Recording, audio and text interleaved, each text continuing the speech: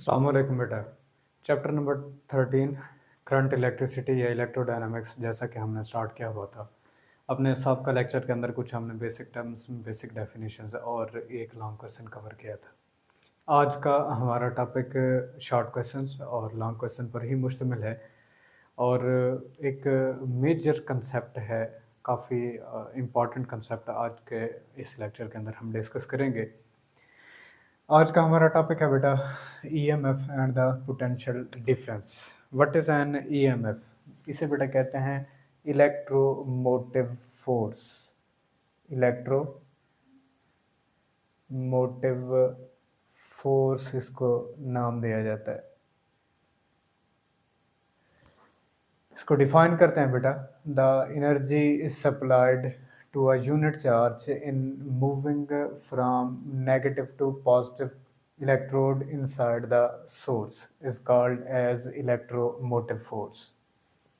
किसी भी एक यूनिट चार्ज को बैटरी सोर्स या सेल के नेगेटिव इलेक्ट्रोड से उसे पॉजिटिव इलेक्ट्रोड तक मूव कराने के लिए जो हमें एनर्जी प्रोवाइड करनी पड़ती है एक यूनिट चार्ज को, उसे बेटा नाम दिया जाता है ईएमएफ का।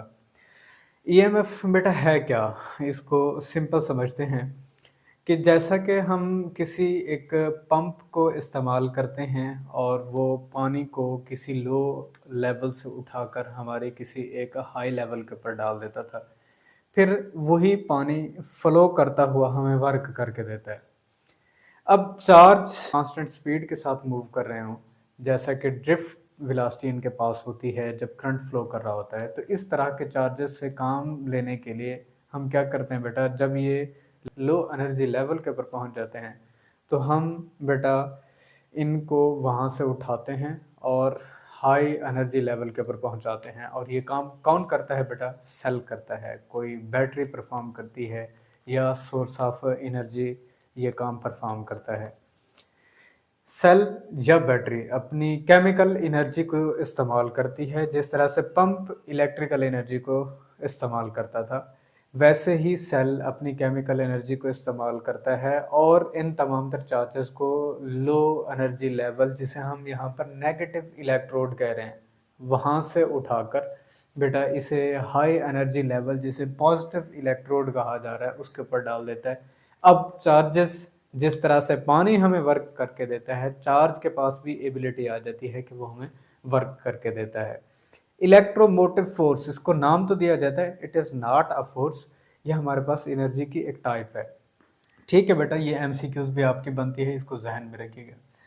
इसी चीज़ को समझने के लिए बेटा हम कंसिडर कर लेते हैं कि हमने कोई एक सोर्स ऑफ एनर्जी है या एक सेल है जिसका ईएमएफ हमारे पास है बेटा ई के बराबर, और उसे किसी एक रेजिस्टर के साथ हम कनेक्ट करते हैं। हियर इज हमारे पास ये बेटा रेजिस्टर है। इस रेजिस्टर के साथ जैसे ही कनेक्ट करते हैं तो करंट फ्लो करने लगता है एक एक्सटर्नल सर्किट में से पॉजिटिव से नेगेटिव की तरफ। अब EMF energy supplied to unit charge from negative electrode to positive electrode, energy divided by charge, energy work done की सूरत के अंदर del W divided by del q, इसे हम लिखेंगे तो ईएमएफ हमारे पास बेटा del W divided by del q के बराबर होगा। अब ईएमएफ का अगर ऐसा यूनिट बेटा लिखना चाहेंगे तो ये हमारे पास वर्क हमेशा जाउल्स के अंदर, और जो चार्ज है बेटा आपके पास कॉलम्स के अंदर, तो जाउल पर कॉलम, इसको बेटा आप दूसरा नाम भी देते हैं वोल्ट का। सर अलेक्जेंडर वोल्टा, जिन्होंने फॉर द फर्स्ट टाइम एक अम्ली बैटरी हमें बना के दी थी, उन्हीं के ही नाम से इसे मंसूब किया जाता है। अब इंटरनल रेजिस्टेंस है क्या कि जैसे ही चार्ज किसी एक सेल के इनसाइड किसी लो एनर्जी लेवल या एक नेगेटिव इलेक्ट्रोड से हाई एनर्जी लेवल या पॉजिटिव इलेक्ट्रोड की तरफ मूव कर रहा होता है, तो इसे मुखालफत का सामना होता है, मुजाहमत का सामना होता है। और वो मुजाहमत कौन कर रहा होता है? उस सेल या बैटरी के अंदर जो बेटा इलेक्ट्रोलाइट मौजूद है। ठीक है बेटा, तो उसी चीज को कहते हैं इंटरनल रेजिस्टेंस। इसे हम स्मॉल आर से बेटा रिप्रेजेंट करेंगे। इसको डिफाइन करते हैं the resistance offered by the electrolyte to flow of ions between the electrodes in the cell is called as internal resistance of the cell। के इलेक्ट्रोलाइट की फ्लो ऑफ आयंस के सामने जो दी जाने वाली मुजाहिमत का नाम ही बेटा internal resistance of the cell कहलाती है। अब दूसरा जो हमारे पास पॉइंट होता है बेटा टर्मिनल पोटेंशियल डिफरेंस। इसको बेटा डिफाइन कैसे करते हैं? Work done per unit charge between two points in the form of electrical energy in a circuit is called as terminal potential difference. कि किसी भी एक यूनिट चार्ज के ऊपर दो पॉइंट्स के दरमियान में जब उसके ऊपर वर्क डन किया जा रहा होता है और वर्क डन भी इन टर्म ऑफ बेटा इलेक्ट्रिकल एनर्जी किया जा रहा होता है, तो उस वक्त हम इस चीज़ को बेटा नाम देते हैं टर्मिनल पोटेंशियल डिफरेंस का। अब यहाँ बात एक नोटिस कीजिएगा बेटा, हमारे पास ईएमएफ ये कैरेक्टरिस्टिक होती है किसी सेल की, किसी बैटरी की या फिर सोर्स ऑफ एनर्जी की, जबकि टर्मिनल पोटेंशियल डिफरेंस हमेशा उस सेल या बैटरी के दो पॉइंट्स के दरमियान में एनर्जी का फ़र्क होता है। तो ये डिफरेंस आपने इनका जहन में रखना है। टर्मिनल पोटेंशियल डिफरेंस को बेटा दूसरे अंदाज में इस तरह से डिफाइन किया जाता है, the potential difference between the terminals of cell, cell के टर्मिनल्स के दरमियान में एनर्जी का फ़र्क, when current is drawn from it, जब इसमें से करंट क्या किया जा रहा होता है बेटा, ड्रॉन किया जा रहा होता है, तो उस वक्त इसके टर्मिनल्स के दरमियान में जो एनर्जी का फ़र्क आएगा उसे टर्मिनल पोटेंशियल डिफरेंस का नाम दिया जाएगा।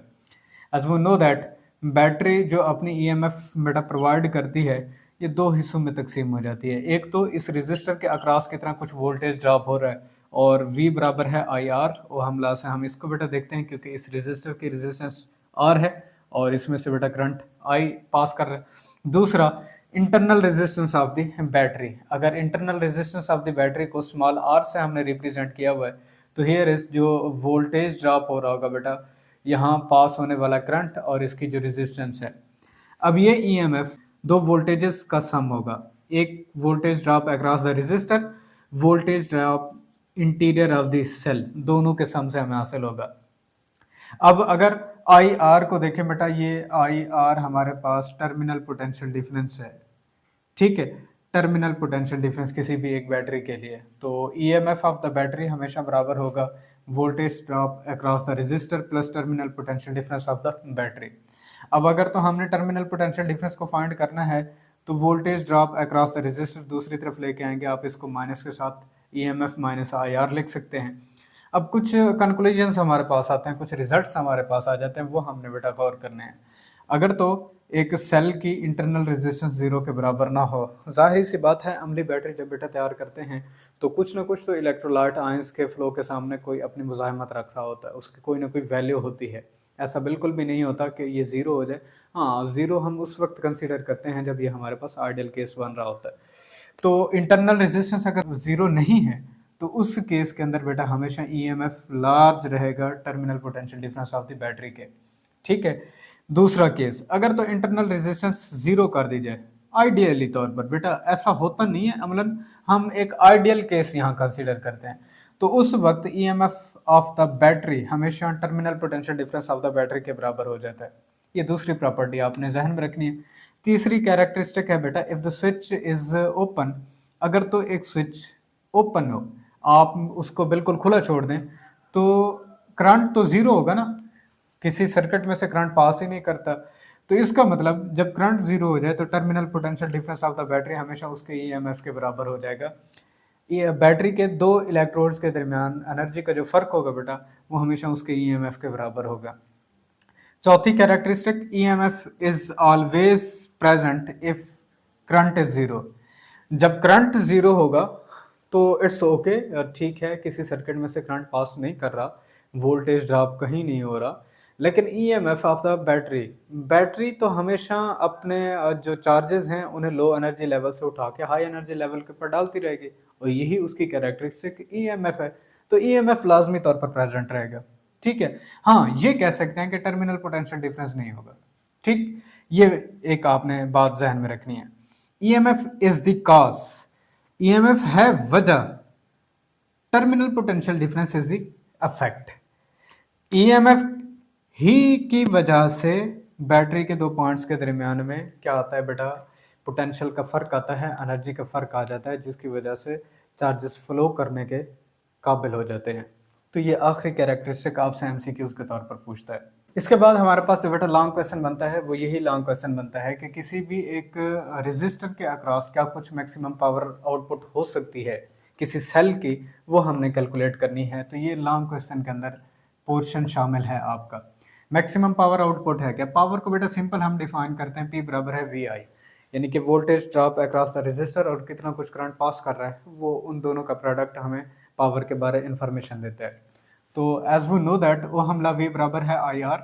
आप V की जगह पर इसकी वैल्यू को रिप्लेस करेंगे तो पावर आई स्क्वायर आर बन जाएगा। अब इस पावर के रिलेशन के लिए आप किसी एक चीज़ को कांस्टेंट कर लें, बाकी के दरमियान में ताल्लुक कैसा बन जाता है, ग्राफ कैसे होंगे, आपको ये रेशियोज बता दी जाए, एक के अंदर दूसरे की रेशियोज क्या होंगी, 3 वैल्यूज बता दी जाए और चौथी अननोन कर दी जाए, तो कैसे फाइंड करना है। एक फार्मूला में से जितने भी क्वेश्चंस आपके बनते हैं वो सारे यहाँ सॉल्व कीजिए, अपनी प्रैक्टिस कीजिए। मैं ये सारी हर टॉपिक से हर जितने भी आपका फार्मूला बनता है उसमें से ये चीज़ें आपको सिखा रहा हूँ। फिर पावर का फार्मूला ये है, आप रेजिस्टेंस को कांस्टेंट कर लें, करंट और पावर के दरमियान में देख लें, आप करंट को कांस्टेंट कर लें, पावर और रेजिस्टेंस के दरमियान में बना लें, इनकी रेशोज़ क्या होंगी, फिर इनके ग्राफ कैसे बनेंगे, 3 आपको वैल्यूज़ बता दी जाएँ, चौथी अननोन कर दी जाए, तो वो सारे क्वेश्चन इसके लिए सॉल्व करें। अब अगर तो हम करंट की ये वैल्यू कैलकुलेट करना चाहें किसी भी एक सेल या बैटरी के लिए, हियर इज हमारे पास बेटा ये रिलेशन है, ईएमएफ हमारे पास बराबर होगा, आई को कॉमन कर लें और R plus R, capital R plus small R. अब अगर आई की वैल्यू यहाँ से कैलकुलेट करना चाहेंगे तो इसे आपने ईएमएफ के नीचे डिवाइड कर लेना है। ये मैंने वही वैल्यू यहाँ पर रिप्लेस की हुई है। अब चूंकि इसका स्क्वायर मौजूद था तो इस तरफ भी स्क्वायर करना है और रेजिस्टेंस से मल्टीप्लाई कर लेना है। तो पावर हमारे पास ईएमएफ का स्क्वायर डिवाइडेड बाय, नीचे आपके पास बेटा एक फार्मूला बन जाएगा ए प्लस बी और इसका स्क्वायर, ये आपके पास बनता है a square plus b square plus 2ab। Clear बेटा? तो ये आपके पास फार्मूला बन जाएगा। आपने डिवीजन के अंदर जो फैक्टर्स मौजूद हैं इनका स्क्वायर आपने ओपन कर देना है। अब अपनी तरफ से इसके अंदर प्लस 2RR माइनस 2RR यानी कि ऐड भी कर दें और सब्ट्रैक्ट भी कर दें तो इक्वेशन के ऊपर कोई फर्क नहीं पड़ेगा। अब यहाँ से आपने क्या करना है, power is equal to EMF का स्क्वायर वैसे रहने दें। अब ये जो नेगेटिव की टर्म है इसे इस तरफ ले आए, R square plus R square minus की वो नेगेटिव टर्म पहले लिखें और इन दो प्लस की टर्म्स को 4RR की सूरत के अंदर लिख के जान छुड़ा लें। और इसके साथ बेटा आपके पास ये आर भी मल्टीप्लाई हो रहा होगा बाहर की टर्म के अंदर। अब मजीद फर्दर जब बेटा आप देखेंगे तो आपके पास ये फार्मूला बन जाता है a square plus b square minus 2ab। आप इसको बेटा लिखते हैं a minus b whole square, आप ये इसकी वैल्यू बना देते हैं। तो ये आपने फार्मूला इसके ऊपर इस्तेमाल करना है, ईएमएफ का square divided by R minus R इसका स्क्वायर प्लस 4RR आपने इसको लिखना है। अब इसके अंदर एक बात और नोटिस करने की है कि अगर तो हमारे पास आर कैपिटल स्मॉल आर के बराबर हो जाए तो उस वक्त ये हमारे पास रिलेशन क्या रहेगा, किसी भी एक ईएमएफ के लिए ईएमएफ का square divided by 4RR into R, आप इसको लिखेंगे, आर से आर को बेटा कैंसल आउट कर देना है। तो पावर मैक्सिमम कितनी कुछ हो सकती है जो एक सोर्स या सेल डिलीवर करेगा रेजिस्टर के अक्रॉस, वो बेटा आपके पास 4R के बराबर बनेगी। यही आपने रिलेशन कैलकुलेट करना होता है लॉन्ग क्वेश्चन के अंदर पावर का। तो ये था बेटा एक छोटा सा हमारा लॉन्ग क्वेश्चन और कुछ बेसिक कंसेप्ट, ईएमएफ है क्या और टर्मिनल पोटेंशियल डिफरेंस क्या कुछ होता है। इंशाल्लाह अपने नेक्स्ट लेक्चर के साथ हाजिर होंगे, तब तक के लिए इजाज़त दीजिए। अल्लाह हाफ़िज़।